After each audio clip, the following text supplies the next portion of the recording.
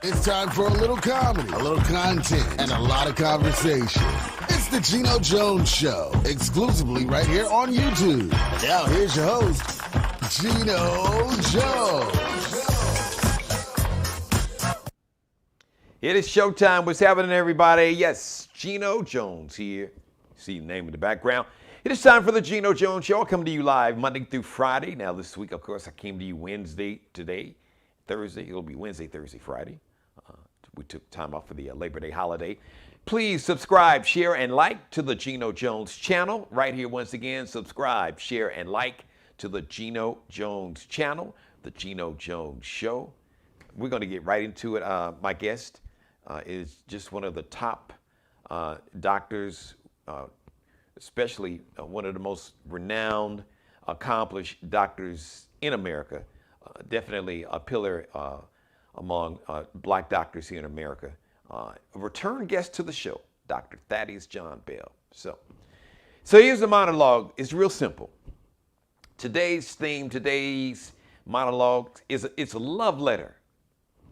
Dear black people, I love you, even the ones that don't love me.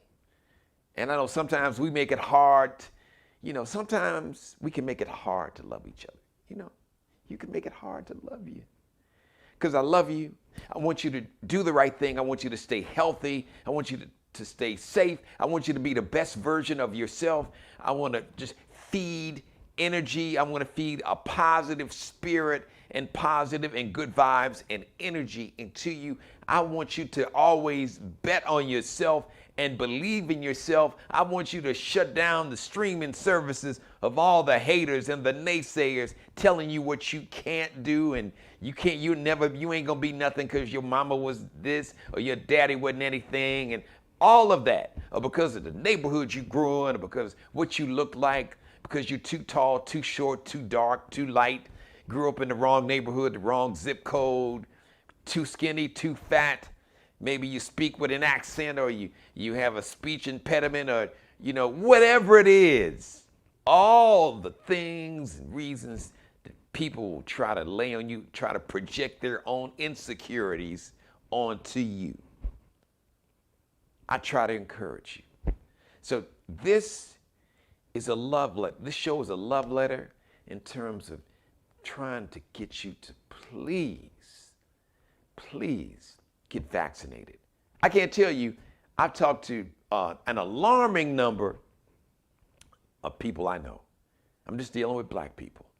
Everybody needs to get vaccinated because this virus doesn't really give a damn about this whole made-up construct of race, this made-up construct. That's what it is. It's just a made-up system. Actually, yesterday, so I kind of got the numbers reversed. So this whole concept of race was created really codified like in the 1670s. I said 1760s. I just kind of got dyslexic and got the numbers in inverse order. But really, this whole concept and made-up hierarchy, the one small group of people would be more important, more valued, be viewed as more intelligent, higher morals, more sophisticated, just overall superior in every level. This was made up. It was created. This whole construct of race was really created and codified all around the mid-late 1670s. In the 17th century, actually, really started like in the mid-15th, 16th century in the 1500s. I digress. Just wanted, for the record, I wanted to correct that from yesterday. And if you missed yesterday's show, you got to get it. The theme yesterday was, they're coming for you too. And they are coming for you too. Same folks that's coming for women in terms of trying to determine and telling a woman what she can and can't do with her body. The same folks that's coming for women are coming for you too. As a matter of fact, they've already come for you and me too. Some of you all just don't know about it. So if you want to be educated, as some would say in the hood, if you want to be educated, check out last night's show, yesterday's show. But I digress.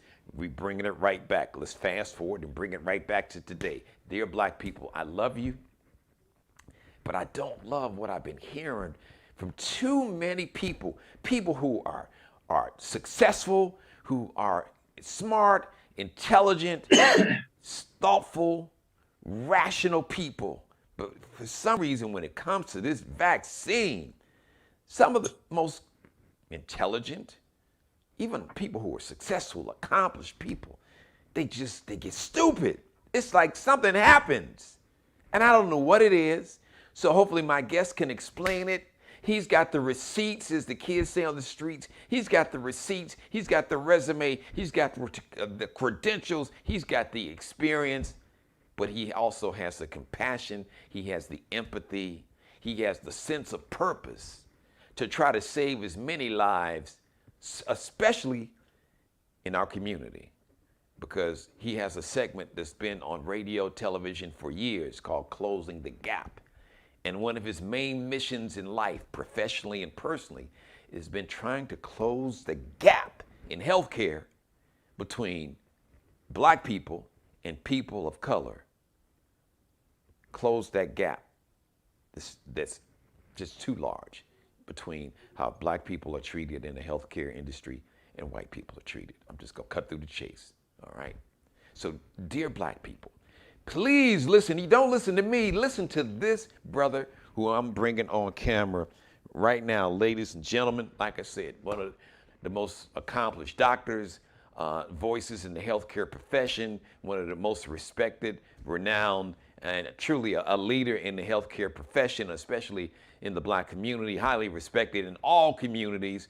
But we have a special affinity for this brother right here who's taken out his time to come on the show and just help me out with this love letter to my people, my community, dear black people. Please listen to the man you see on camera right now, Dr. Thaddeus John Bell. Dr. Bell, take it away, bro. Hey, man. Well, first of all, I want to say thank you very much for having me again. I always feel extraordinary when I come on your show.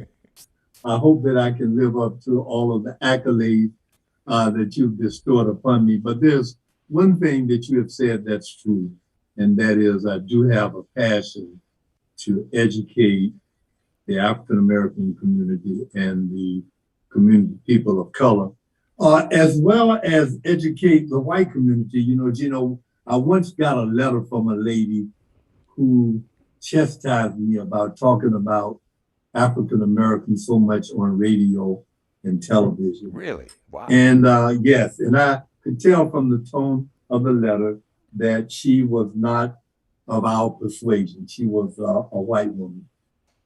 And I read the letter and I set the letter aside, and then I responded to the letter 2 or 3 days later. And I explained to her why I did that. And she called me. Okay, we've lost a signal. No, that's me. You're good. Okay, so anyway, I emailed her back my letter and emailed her my telephone number, and she called me and we had great conversation. Make a long story short, she said, the things that you told me, I had no idea. Please keep doing what you're doing.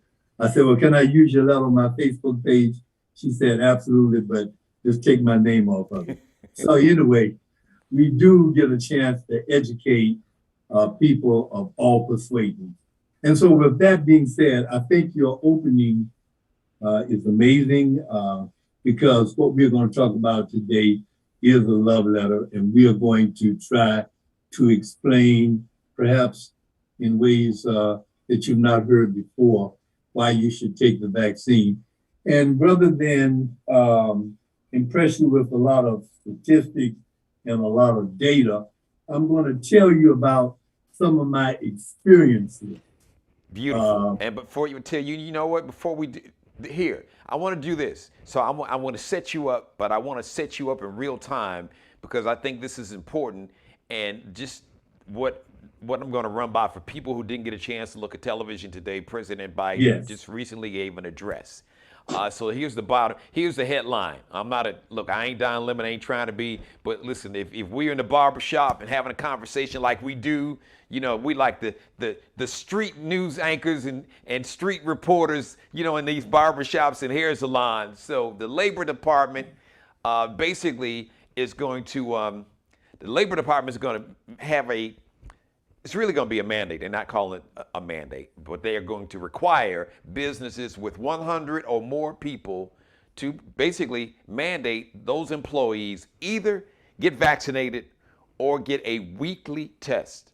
So you got to get vaccinated, or every week you got to be tested for COVID-19. So the Labor Department, through President Biden, basically told his Labor Department, any business, all businesses with 100 or more people are required that their employees require their employees to get vaccinated or get a weekly test. Some businesses were worried that the employees may either try to file a lawsuit or go to work for another company. So basically now everybody's in the same boat. If you got 100 employees or more, bottom line, employees, now bosses and CEOs, you got the federal government behind you saying, listen, you're behind, gonna have to get vaccinated, or we're gonna test you, we're gonna stick that little swab up your nose once a week. And we know you don't like that. That's worse than getting the vaccine. The vaccine, you don't even feel the shot, but that big old swab in your nose and both nostrils, that ain't fun. That's not fun at all. All federal employees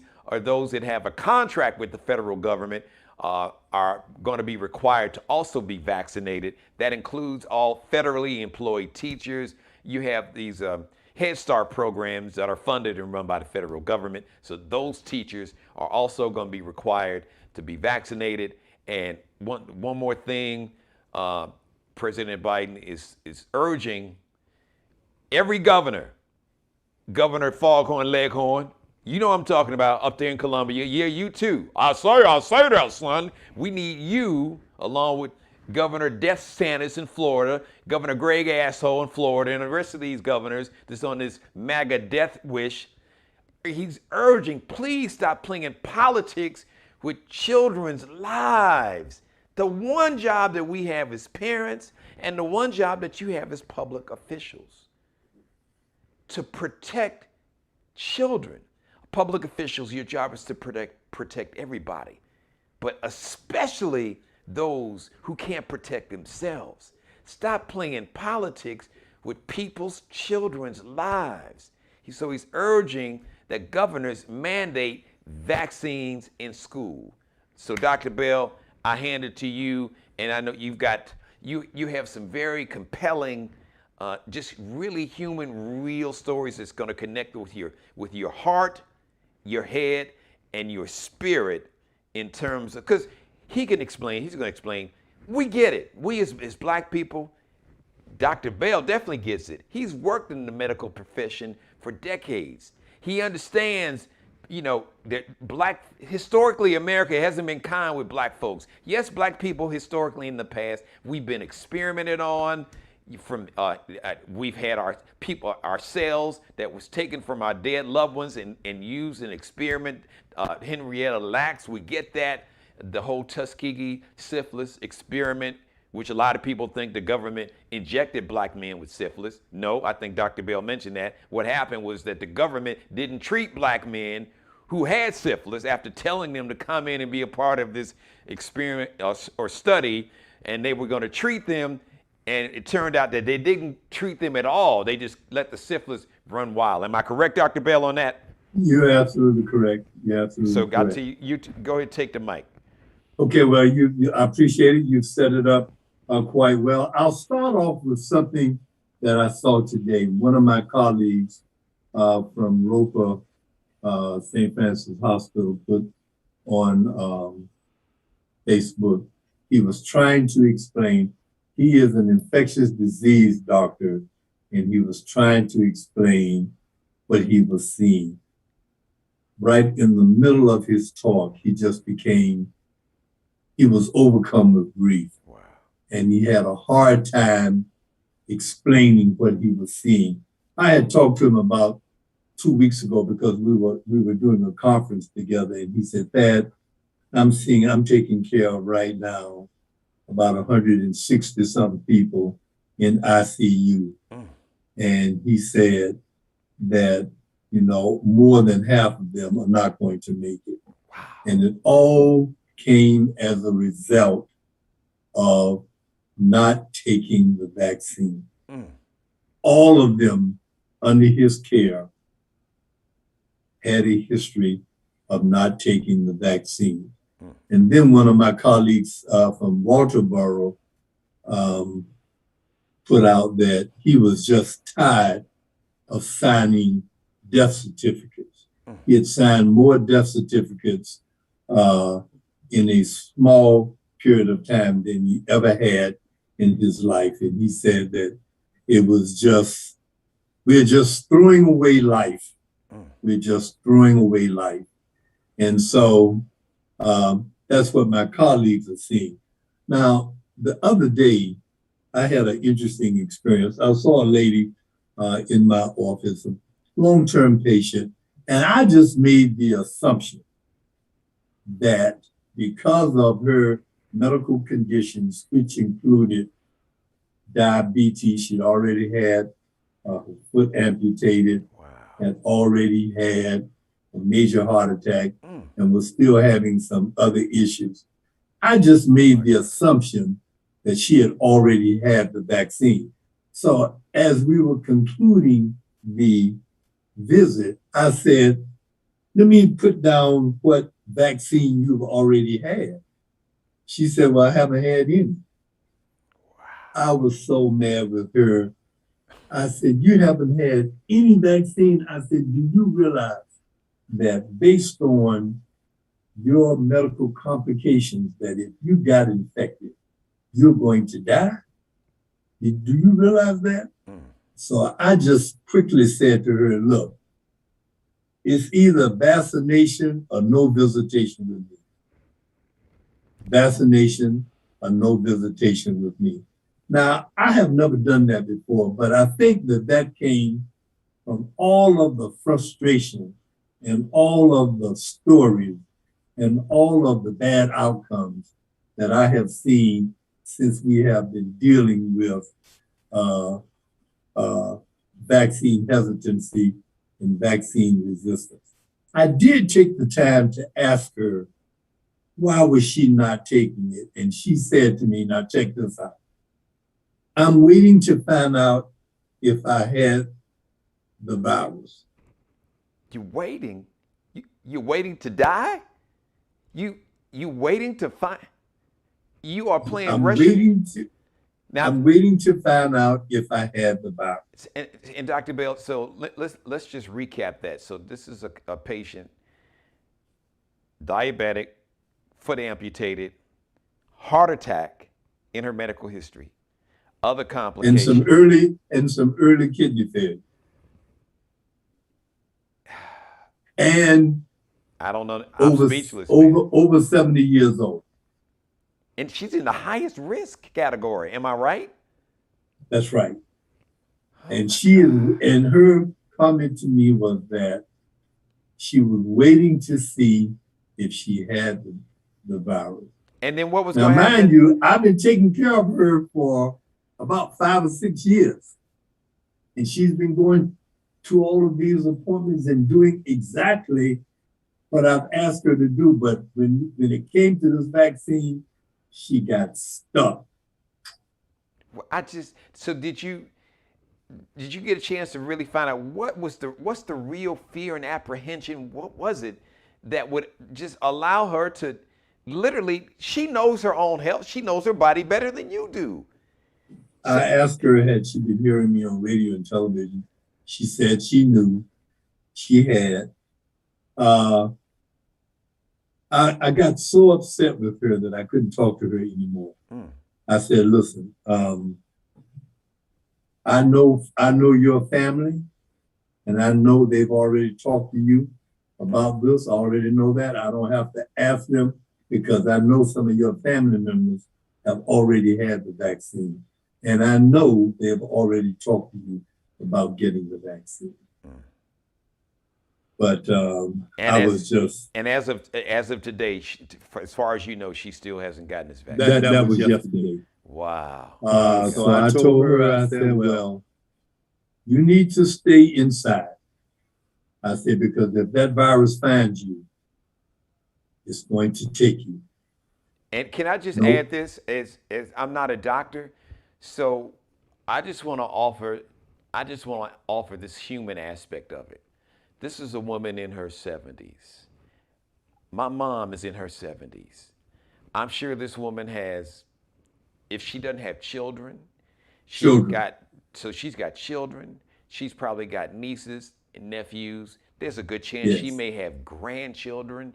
She may have Yes. siblings that are living. Heck, she could even have a parent, that's older than her. But the point I'm trying to make, Dr. Bell, and to anyone who's watching me right now, if you are looking at me right now and you can hear my voice, understand that there are people who would be devastated. Yes, okay, yeah, okay, she's in her 70s with a natural order of life, the actuarial, what's that? The actuarium table, what is that word? That's right. Actuarial table. Says that, what life expectancy, especially for black people, actually it's shorter for black men than anybody, and black women is shorter than either white people. But okay, you're in your 70s, so you are in the twilight of your life. But you know what? People that love you want to spend and suck up every, not just minute, every second. So anything you can do to add, or anything you can do to not take time off of your life. Here is a situation where there's a vaccine. 5.5 billion people on the planet have already gotten this vaccine. People like Dr. Bell, it's probably been, as a matter of fact, you mentioned this the last time you were on. There has been no vaccine that has been studied, scrutinized. There's more data on these vaccines than probably all the vaccines together in the history of mankind. That's exactly right. So, I mean, stop listening to y'all looking at the wrong stuff on Facebook. You're listening to the wrong people in the hair salons, the barber shop, and some churches. I'm going to call them out too now. Some churches, there was some churches, preachers of all denominations telling them, well, God will just, well, you don't think God gave these doctors and researchers the skill to develop a vaccine and to do the research? You don't think God played a part in that? You don't think he played a part in allowing doctors and researchers to, in record time, even though the technology, this mRNA technology they've been studying and developing this technology for over 2 decades. Correct, Dr. Bell? Absolutely. Absolutely. So you have been, man, you guys have been listening to the wrong people. Stop looking at these crazy people who don't know.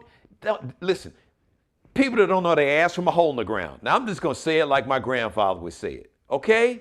You listening to the wrong people who don't have no kind of medical credentials that'll tell you to go out and take some medicine that cows take or that horses take to get rid of worms.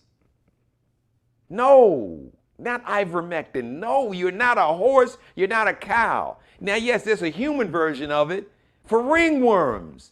It's not for COVID-19. Am I correct, Dr. B? I'm sorry. I'm kind of in your lane, but it's just. No, you're correct. And what you said regarding the people surrounding her, that was one of the reasons why I didn't take, because I had to move on to the next patient.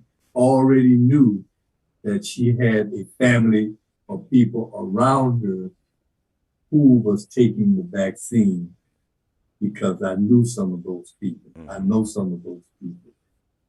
But my heart was just broken. Now let me move on and tell you about another patient. This was a gentleman who, actually he was my age, 77. And so I said, well, listen, brother. I said, I'm going to take off my doctor's hat, and I just want to talk to you as one black man to another. I said, now, help me understand why you are not taking this vaccine. I said, because I've explained everything to you. He said, well, if God wants me, he'll take me. I said, absolutely right. I said, but do you have any grandchildren? Do you have any nieces or nephews? He said, yes.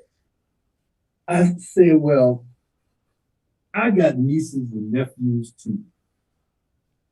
I think that my nieces and nephews and my grandchildren would be very upset with their father, their grandfather, if they knew that he could have done something to prolong his life so that he could be around with me.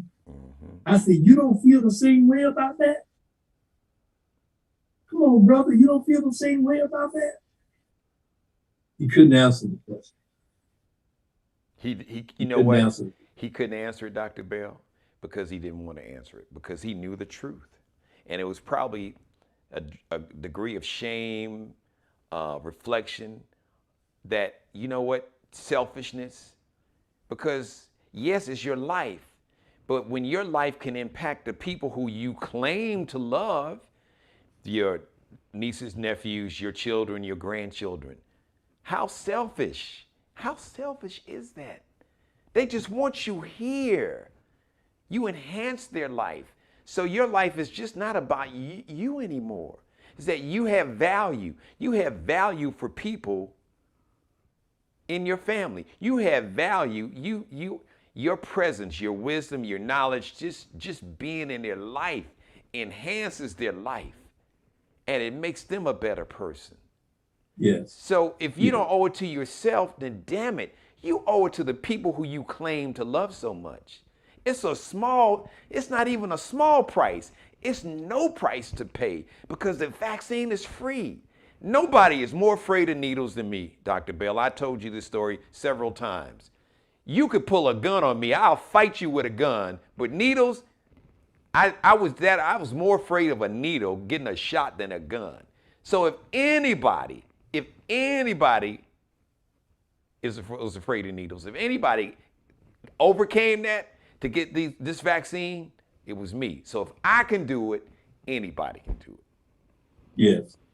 And so now I think I shared with you a positive story about the lady that came in to see me, and she and I had a discussion with Jesus. Did I tell you about that? Yes. It was a great story. So please, for those who missed that episode, tell it again. We don't mind. It's worth repeating. This is one of my favorite patients. All of my patients are favorite, but I love this lady so much because she reminded me of my mom. My mom was an educated woman, but at one point in her life, she had to clean houses for white people. My mom did. And so to make a long story short, this lady, we've taken care of her for about 30 years, and she came in to see me, and she said, I was, when I came through the door, I spoke to Jesus, and she said, Jesus, please keep Dr. Bell from asking me about that vaccine, because I don't want to take it. So I said, oh, Miss Green, I said, when I saw your name on the list, I said, I got to talk to Miss Green about taking this vaccine. Jesus, please give me the words to tell Miss Green what she needs to know about that vaccine. So I said, now, Miss Green, me and you got Jesus in a bag. Because you're asking Jesus one thing, and I'm asking Jesus for something else. She said, you showed all right, Dr. Bell. She said, you showed all right. I said, now, Ms. Brown, I said, Ms. Green, I've been taking care of you for 30 years. When you were sick in an ICU, you did exactly what I asked you to do. And because of Jesus and you and working through me, you are still alive. And I said, so he is telling me to tell you to take that vaccine. So she said, well, I'm going to take it. And so I actually sent a Uber over to pick her up and to take her to get the vaccine. And she's doing well now. And I saw her the other day, and she said, oh, Mr. Thaddeus, I love you. She calls me Mr. Thaddeus. She never called me Dr. Bell. She always called me Mr. Thaddeus. It's a term of endearment. She said, oh, Mr. Thaddeus, I just appreciate you so much. I said, well, listen, I appreciate you so much. I said, you don't know how many people I've told that story to about the conflict that me and you put Jesus in. We put Jesus in a bag. She said, we sure did. And so, Dr. Bell, I want to piggyback. I want to pick up on that because I know we've talked a lot, and you've shared some other stories, other success stories in terms of people who were hesitant, young people, people not so young. Is there one common message? Because I'm guessing that there probably, and I'm not guessing, I know, there are multiple reasons. There's no one reason why people don't get vaccinated. There are multiple reasons. So have you noticed what's been the most effective? What have you been able to say to get, because you've been able to really convince a lot of people who just would have probably never gotten vaccinated to get vaccinated. So what are you saying that's really connecting? And I want you to, whatever it is that you're saying to connect with the people that you've done it, please look in the camera and just say it, because I know there are people, as a matter of fact, there's people who I'm going to send a copy of this show personally to, and I've already spoken to on multiple occasions. Is there something that you can say or just share? What have been the things that you've been able to say that have been able to really connect with their spirit and their heart and their head? Well, I think that's an excellent question, and I've studied that, and I still have not come up with a good answer. But I can tell you some things that I do. Number one, I try to listen very carefully to the reason that they are not taking the vaccine. I don't talk over them. I listen very, very carefully. And then each concern that they have, I debunk with scientific information. Then if they are honest with me, they will say, well, I didn't know that. And it tells me that where they are getting their information from is fake news from the very beginning, okay? The other day, though, I had a very interesting conversation with some women of color at a bank, at a local bank. And the lady told me that her father had just passed away from COVID, and that she was petrified of taking the shot. She said that all of the things that I had talked about, she had read, but it was a significant fear that she had of taking the vaccine. So when I explained to her the number of people that were dying, I told her 99.7% of the people who did not take the vaccine that they were seeing in ICU were dying. Wow. It was only then, and I explained to her that they were in her age group. And I reminded her of the pain that she was experiencing with reference to her father, who had died a week ago. And she had 3 little children. I said, now, do you want your 3 little children to experience that same pain? The next day, president of the bank called me and told me that all the ladies that I had spoken with had gotten the vaccine. Wow. So sometimes, Geno, you have to meet people where they are, and you have to talk to them on a personal level. And so that's what I try to do. I try to listen, and I look for that place where I can intercede and talk to them on a personal level and see can I get them to change their mind. Well, I'm not successful all the time, but there are some good successes. I did the same thing when I was invited to come up to Charleston Southern. Did I tell you about that? Yes, with the young African-American football players. It was one of their coaches, some of their coaches asked you to come and speak to. Yeah, the head coach. Yes. Yeah, the head coach called me, and I thought I had done a bad job.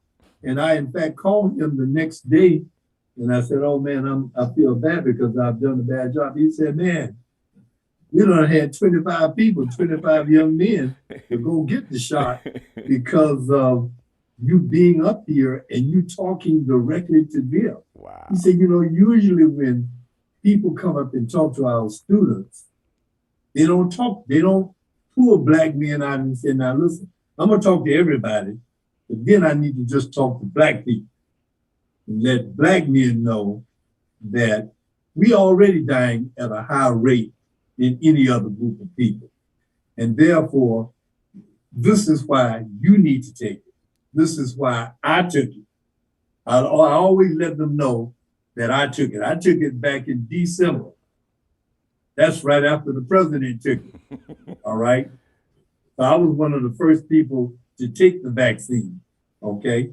And then I explained to them that unfortunately, and it breaks my heart, all of the people, the older people that were dying from COVID, they died from COVID because their younger relatives infected them. This was before the vaccine. Wow. Their younger relatives came into their space and infected them. They already had pre-existing conditions. They were trying to do the right thing. They were staying home, but their younger relatives came into their space, infected them. 2 weeks later, they were in ICU and on the ventilator. Now, Geno, can you imagine having to live with that burden that you infected your papa or your grandma? Can you imagine that? You know, I'm glad you brought that up. So let me share a story. I know I've shared it, a lot of it on social media. Over the weekend, I got a chance to see my mother in person. And I was able, Dr. Bell, to finally hug my mother. I hadn't hugged my mother in almost roughly 19 months. First Saturday in March of 2020 was the last time I got to hug my mother until last Friday night. Listen, not only have I been fully vaccinated, I'm just gonna be honest, I've been fully vaccinated +1. I already went and got a booster shot. As a matter of fact, the day before I got on an airplane, I went and got a COVID test. I knew I was fine, but in my own mind, Dr. Bell, I wanted to be sure I had done everything before I got to see my mother in person and before I got to hug her and put my arms around her neck. And that video is still on my social media page. I wanted to make sure I did everything I could to make sure that I was not going to be the one who could be asymptomatic without symptoms and somehow spread this deadly virus to a woman with COPD who has to use oxygen at night, lupus, and other health conditions. So yes, that's very personal for me because me and my baby sister, we have taken this very personal. We've done everything we could. My sister is like the Secret Service. You know, you just can't go in my mother's house, even though my sister doesn't live with my mother. Folks know you do not want any problems with Angela Marie Chambers Jones because she does not play about her mother, our mother. So yeah, that story is very personal for me. Yeah. I can relate. So so I try to meet people where they are. Every once in a while, I will find a patient that will tell me something that you alluded to earlier, and that is they are just afraid of needles. Well, what that tells me two things. Okay, I get that you're afraid of needles. So I want to know then, who are you dealing with who can't convince you that you can turn your head and I can give you a shot with a little needle and you won't even feel it. And while you're getting all anxious, I'm telling you I'm finished, you can go sit down. Now, who are you dealing with that does not have the skill to be able to do that? I love it. Because it is a skill. And I have to confess and I got to shout out my personal doctor, his team of nurses, Dr. I got you on the mind. Dr. Dunn, That's Dr. right. Ted Dunn. Because he's here. You may even know of him. He's part of the Roper system. I've been seeing Dr. Dunn for 15 years. and his Right. nurses, he and his nurses are skilled because, like, the very first time I saw him, I told him the story about me and needles, and because it was, listen, when I would go get my annual physical, you talking about saying I literally would say the Lord's Prayer. I would look away like this, and close my eyes and say the Lord's Prayer. But his staff is so skilled, and I kind of got hip to what they were doing one year. They would just engage in like general conversations, or we would laugh and make fun about, we know how you scared of needles. Oh, well, but what they were doing, Dr. Bell, and I figured it out, they were really distracting me, and they were reducing that anxiety and stress level and using humor. And before I knew it, I'm gregarious. I talk for a living. I'm talking, and the needle is out. They've already drawn the blood, and they're done.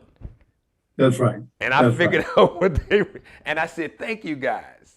Because you are spot on. I mean, doctors and nurses, you're trained. I'm not the only one that's afraid of needles. And you all know how to approach and how to reduce that anxiety and stress level for patients like that, so you can do what you need to do to keep them healthy. I saw another young woman who, and this is a good ending. She was like 25 years old, and fortunately, I was taking care of her mother as well. Her mother is a breast cancer survivor. So when she came in to see me for another issue, and we took care of her before she left. I said, "Well, are you going to take the vaccine?" She said, "No." I said, "Well, why?" And I listened to her, and she gave me some cockamamie excuse for not taking it. Didn't make any sense. I said, "Well, let me ask you a question." I said, if my memory is correct, I think you and your mom lived together." "Yes." I said, "Well, now wait a minute. Your mother has a pre-existing condition. You are young, 25 years old. I know she's had the vaccine. You are not going to take the vaccine because you can infect her unless you're going to be wearing a mask the whole time you around her all the time." She said she never thought about it. Wow. So the next time she came to see me, she had taken the vaccine. Great. And so lots of times, Geno, one of the things that you and I have talked about, and that is young people don't listen to the news. They don't listen to CNN. They don't listen to 5 o'clock, 6 o'clock, 7:30 news. Right. They don't have the slightest idea what's going on in the world. That's good. All right. I mean, isn't it somewhat of a paradox that they got this little computer in their hand? Yes. That can give the them tablet or this one. Yeah. They Right. can give them a wealth of information at just asking the doggone box what's going on. Yes. And you don't even have to read it. It'll tell you. Yes. But yet still, they are the most ignorant, and I don't mean that, well, I do mean it in a derogatory manner. They are the most uninformed people on earth because of what they listen to, the junk that they listen to. And Geno, that was one of the reasons why I went on, I think I told you I went on TikTok, didn't I? Yes, you did. Yes. Yeah. I went on TikTok because we wanted to try to educate people where they are. So I started putting things on TikTok. And one of the things I put on TikTok went viral. The thing that I put on about supplements, because, young people thought that, oh, well, if I take some vitamin A, B, C, D, E, and F, Right. that's going to prevent from getting the coronavirus. And I'm saying, no. Take zinc. Yeah, that doesn't have anything to do with keeping you from catching the coronavirus. The only thing that's going to do for you is to make you have some very expensive urine. That's all. It ain't going to do nothing for you. Okay, so lots of times, man, you just have to meet people where they are. Now, I was on last night with Royal Baptist Church, and things that I bought out, and I want to mention it here tonight, is that this year is going to be important to not only take or have taken the vaccine for the COVID-19, the Delta variant. I need to make folk know that it's the Delta variant that's 99.1% the cause of death of the people that are dying from COVID right now, the Delta variant. But in addition to the Delta variant, we're also going to have the flu, which the scientists are saying is going to be a major issue. Wow. So you're going to have to take, you should take, and your doctors should be encouraging you to take the flu vaccine as well as the COVID. I reminded people that you can take them at the same time. Okay. You just don't need to take them in the same arm. Okay. You take the COVID in one arm, the flu vaccine in the other arm. Now, you know, historically, African Americans have not taken the flu vaccine like we are supposed to. If you Google that information, you'll find out that we just don't take the flu vaccine in spite of the fact that the flu kills a lot of Black people. Yeah. It just doesn't get a lot of headlines. But for those of us who take care of Black people, we know that if you have a pre-existing condition, Geno, which COVID has told us that at least 40% of Black people know that they have a pre-existing condition, and about 10% of them are walking around with a pre-existing condition and don't know it. Wow. And that's what COVID has told us, okay?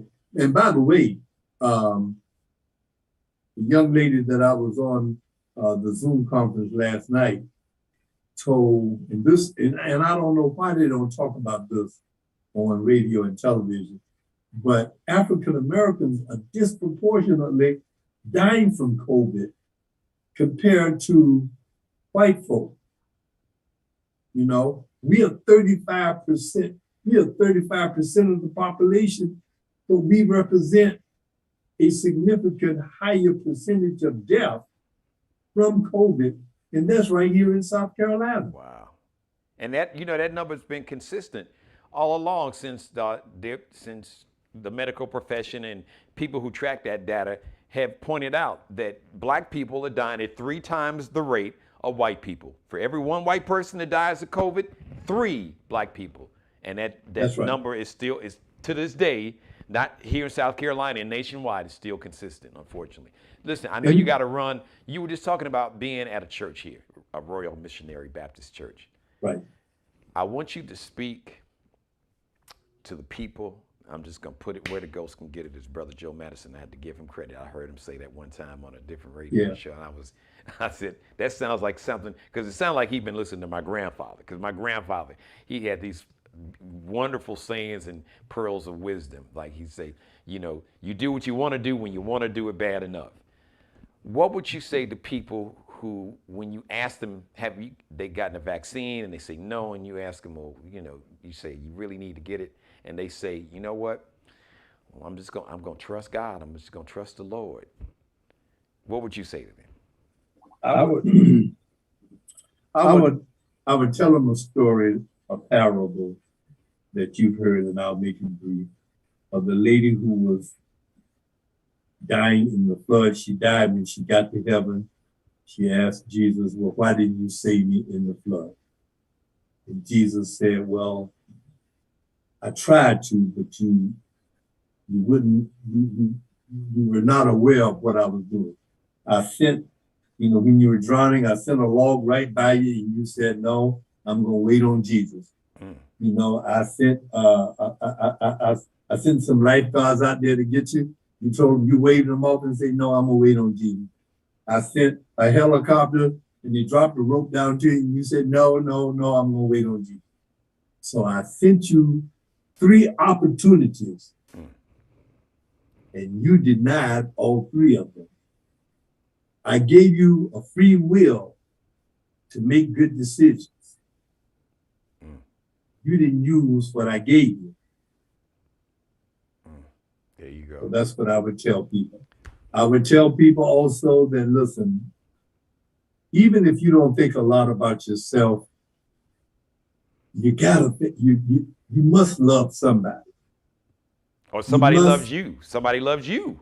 yes, somebody loves you. Somebody cares about you, and you must care about the well-being of somebody. So even if you don't love yourself, do it for your family.